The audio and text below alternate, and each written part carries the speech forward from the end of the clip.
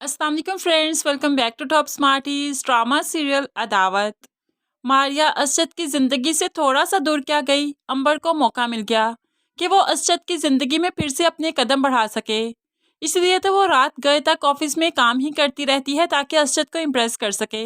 घर जाते हुए असद की नज़र जो अंबर पर पड़ी तो पूछने लगा, अभी तक काम कर रही हो क्या, घर नहीं गई?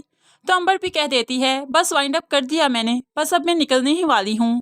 तो असद भी जो घर जा रहा है तो वो अंबर को ड्रॉप कर देगा। ऐसे में अंबर की माँ जब असद और अंबर को साथ में देखती है तो फिर अंबर से कहने लगी कि तुम्हें अपने कदम पीछे कर लेने चाहिए, तुम जानती हो ना वो शादीशुदा है। तो अंबर कहने लगी, लेकिन आप भी ये जानती हैं कि उसकी शादी अब टूटने वाली है।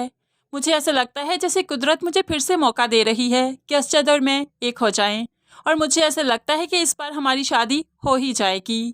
अब अंबर तो इन्हीं ख्वाबों में जी रही है, लेकिन असद अब मारिया से सच्ची मोहब्बत कर चुका है। वो मारिया को चाहकर भी खुद से दूर करना नहीं चाहता, लेकिन ये तो अना की जिद है जो दरमियान में आ गई। जब बच्चा पैदा हो जाएगा तो असद मारिया से दूर नहीं रह पाएगा।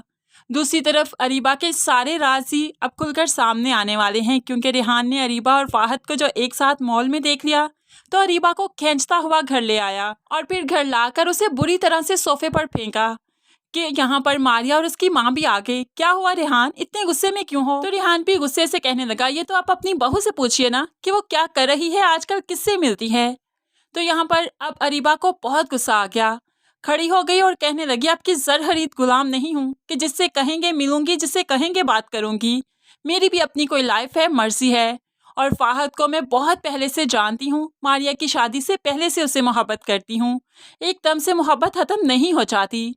अब तो रेहान को ये सब कुछ सुनकर बहुत गुस्सा आ गया और मारिया की भी हालत खराब होने लगी कि उसे भी दर्द स्टार्ट हो गई।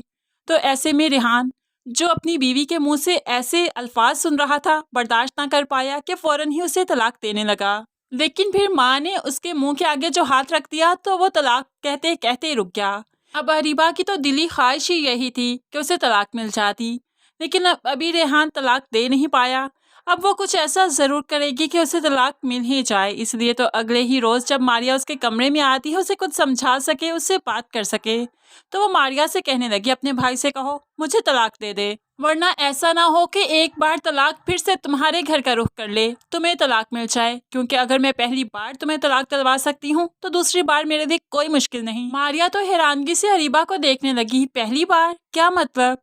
अब यहाँ पर अरीबा इतराते हुए अपने हर गुनाह को कबूल करती है कि वो वीडियो मैंने ही भेजी थी बेबी को, जिसकी वजह से तुम्हारी जिंदगी खराब हो गई। और तुम जानती हो फाहद को भी तुम्हारे बारे में मैंने ही बदगुमान किया था कि तुम्हारे जवाद से गलत ताल्लुकात हैं, इसलिए तो उसने तुम्हें तलाक दी। और सोचो, मैं पहली बार ऐसा कर सकती हूँ तो क्या दोबारा नहीं करूँगी, इसलिए बेहतर है कि मुझे ही तलाक दिलवा दो।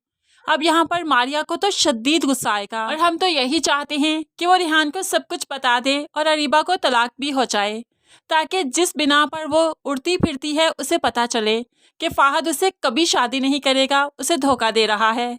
इस तरह से अरीबा न घर की रहे न घाट की।